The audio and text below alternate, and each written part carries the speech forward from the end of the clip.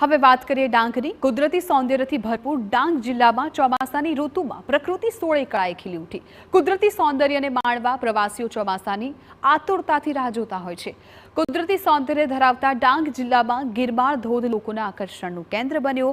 લીલીછમ વનરાઈથી ઘેરાયેલા ગીરા નદી પર આવેલ ગિરમાળ ધોધનો અદ્ભુત આકાશી નજારો।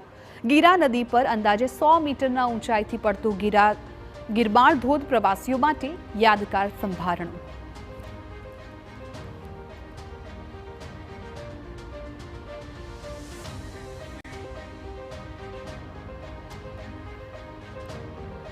તો આ દ્રશ્યો જુઓ।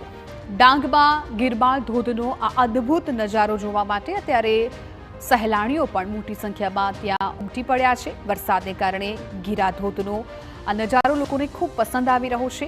ગિરમાળ ધોધ જોવા માટે સહેલાણીઓ કેટલા ઉત્સુક બનતા હોય છે, કેટલા ખુશ દેખાતા હોય છે, આ દ્રશ્યોમાં પણ જોઈ શકાય છે।